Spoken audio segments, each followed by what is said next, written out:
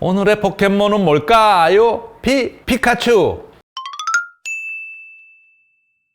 흥 박사의 포켓몬 연구소 방문을 환영합니다. 오늘은 지그재구리와 그 진화체인 직구리에 대해서 얘기해 보겠습니다. 다들 아시다시피 이 지그재구리는 가라르 지방의 종이 원형이죠. 그런데 오늘은 그 가라르 지역이 아닌 다른 지역의 지그재구리에 대해서만 다뤄보려고 합니다. 이 지그재구리를 마주치신 분들은 다 아실 텐데요. 오른쪽으로 폴짝, 왼쪽으로 폴짝, 지그재그로 움직여서 아주 정신사납습니다. 호기심이 강해서 여기도 보고 저기도 보고 막 이렇게 다닌다고 그러는데요. 그래서 이 다양한 범위를 탐색할 수 있으니까 풀숲에서 이것저것 발견을 아주 잘합니다. 그런데 말이에요. 과연 지그재구리는 진짜로 궁금한 게 많아서 이렇게 왼쪽 오른쪽으로 뛰어다니는 걸까요? 제 생각에는 어쩌면 이 지그재구리는 똑바로 걷고 있는 것일 수도 있어요.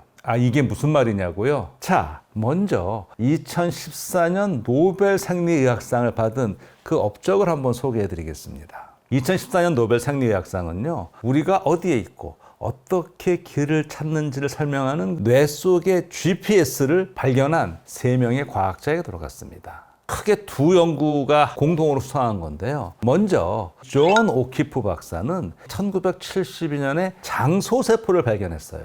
쥐의 뇌에서 특정 장소에 도착했을 때만 활성화되는 신경세포가 있다는 사실을 밝혀낸 겁니다. 예를 들어서요, 방 한쪽 구석에 있을 때만 신호를 보내는 세포가 있고요, 가운데 있을 때 또 활성화되는 다른 세포가 있는 그런 식이에요. 이 오키프 박사는 이러한 세포를 장소세포라고 불렀습니다. 여러 장소세포가 함께 작동하면 마치 뇌 속에 환경 지도가 그려지는 셈이죠. 이후 한 30여 년이 지났어요. 2005년에 당시 부부였던 이 마이브리트 모세르 박사하고요, 에드바르드 모세르 박사가요, 장소세포들로 조합된 뇌 속의 환경 지도가 어떻게 거리와 방향을 계산하는지를 알아냈습니다. 쥐가 넓은 공간을 자유롭게 뛰어다닌 동안 뇌 신호를 측정했더니요, 특정 신경세포들이 여러 위치에서 반복적으로 활성화되는 현상을 발견했어요.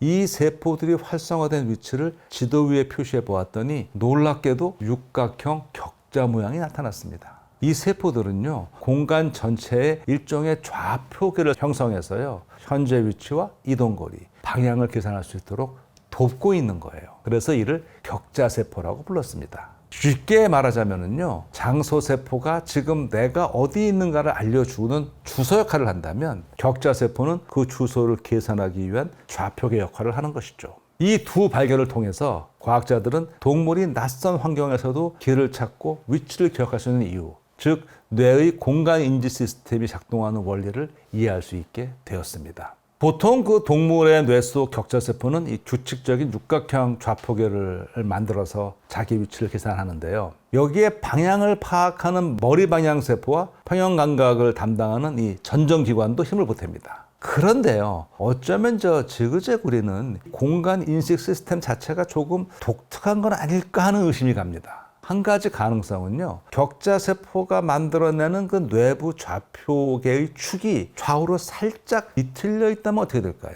지그재구리의 뇌는 직진하고 있다고 판단하지만 실제 공간과 내부 지도 사이에서 미세한 오차가 생겨서 계속 방향을 수정하게 되는 것이죠. 또 다른 가능성도 있습니다. 방향을 알려주는 이 머리 방향 세포가 좌우로 번갈아 활성화되는 독특한 신경회로를 갖고 있을지 모른다는 것이죠.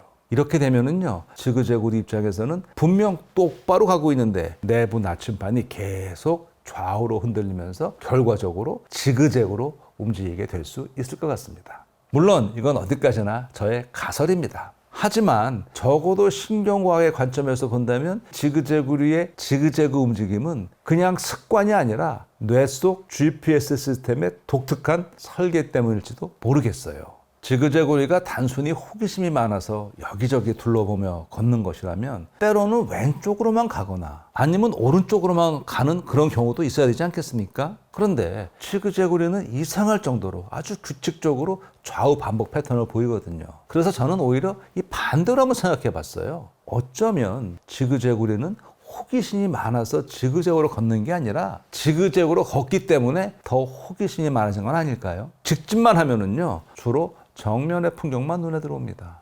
하지만 이 뇌 속 공간 인식 체계의 독특한 특성 때문에 지그재그로 이동하게 된다면요, 좌우 풍경이 계속해서 시야에 들어오겠죠. 마치 주변을 끊임없이 스캔하는 것과 비슷한 그런 효과가 생길 겁니다. 그 결과 이 다른 포켓몬이라면 그냥 지나쳤을 이 작은 움직임이나 낯선 물체도 지그재그리에게는 계속 눈에 들어오겠죠. 그리고 이런 경험이 반복되면서 호기심 많은 성격이 만들어졌을 수도 있죠. 다시 말해서 호기심이 지그재그를 만든 게 아니라 지그재그가 호기심을 만들었는지도 모르겠습니다. 가끔 그 TV에서 동물 다큐멘터리 프로그램을 보면은요, 아프리카 초원에서 가젤이 사자나 표범에게 쫓기는 모습을 볼 수 있거든요. 이렇게 보면은요, 막 뛰어가는데 급격하게 방향을 바꾸면서 아주 예측하기 어렵게 막 도망갑니다. 이거 나름 포식자의 공격을 피하려는 하나의 생존 전략이죠. 지그재구리 역시 체구가 작고 비교적 약한 포켓몬에 속합니다.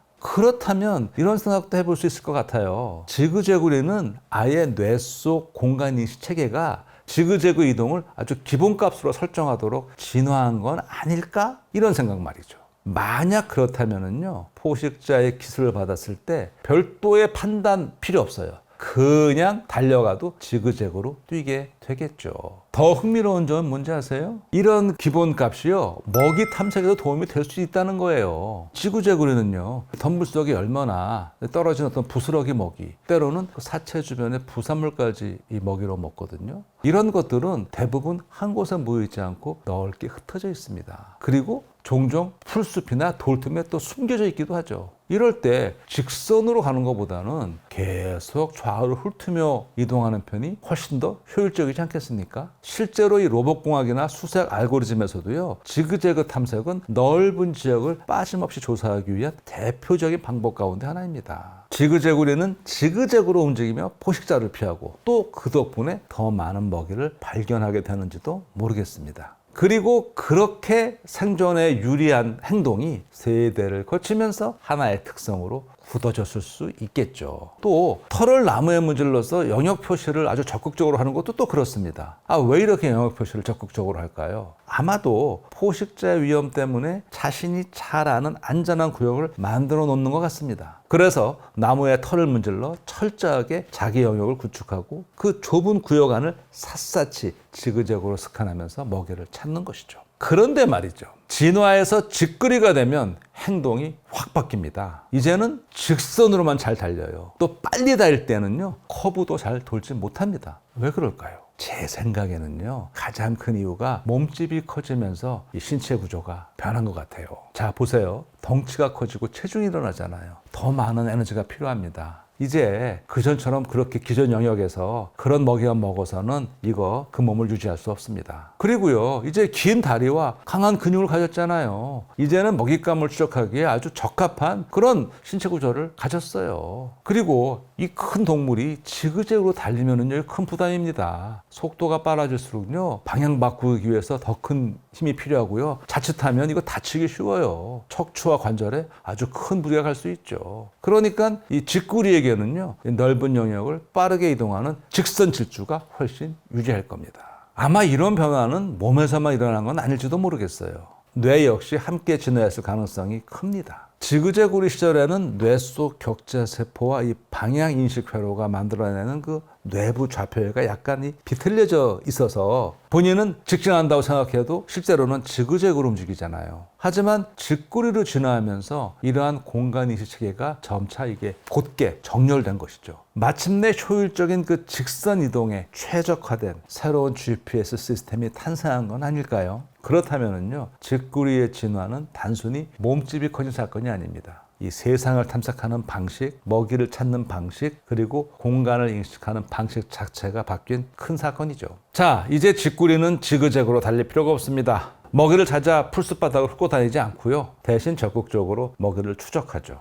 특히 직구리의 사냥 방식은 어딘가 치타를 떠올리게 합니다. 이 숨겨진 먹이를 찾아 헤매기보다는 이 목표를 발견하면은 폭발적인 가속력으로 그냥 순식간에 거리를 좁히는 전략이죠. 물론 빠르게 달리는 데에는 대가가 따릅니다. 이 속도가 빨라질수록 급격한 방향 전환은 그만큼 어려워지죠. 실제 치타도 최고 속도로 질주하는 도중에는 마음대로 커브를 칠 수가 없습니다. 방향을 바꾸려면은요, 강한 근력으로 속도를 줄이고 긴 꼬리를 이용해서 이 무게 중심을 조절한 다음에 다시 가속을 해야 합니다. 쥐꾸리도 비슷합니다. 빨라진 대신 이 민첩한 방향 전환에는 한계가 있습니다. 그래서 사냥에 실패하는 경우가 적지 않을 것 같습니다. 또 쥐꾸리는 최상의 포식자가 아닙니다. 쥐꾸리 역시 더 강한 포식자를 만나면 도망쳐야 하죠. 여기서 또 하나의 흥미로운 변화가 나타납니다. 지그재구리는 위험을 느끼면 지그재구로 움직이며 상대 시선을 교란하거나 때로는 죽은 척을 하기도 합니다. 그러나 쥐꾸리에게는 그런 전략은 더 이상 필요 없습니다. 쥐꾸리는 이미 강력한 무기를 손에 넣었기 때문이죠.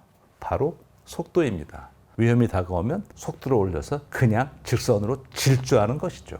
자연을 바라보면은요, 정말 수많은 아주 다양한 생존 전략이 있습니다. 그런데요, 이 지그재그리와 쥐꾸리처럼 전혀 다른 삶의 방식을 하나의 진화 계통에서 보여주는 이런 사례는요, 이거 드물고 아주 흥미롭습니다. 다음에 혹시 이 지그재구리를 만나게 되면은요, 한번 유심히 관찰해 보세요. 왜 그렇게 왼쪽 오른쪽으로 번갈아 뛰어다니는지 말입니다. 또 압니까? 그렇게 따라다니다 보면 이 상처약 같은 물건을 주울 수도 모르잖아요. 박사의 포켓몬 연구소, 다음 포켓몬은 또 뭘까요? 다음 이야기에서 만나요.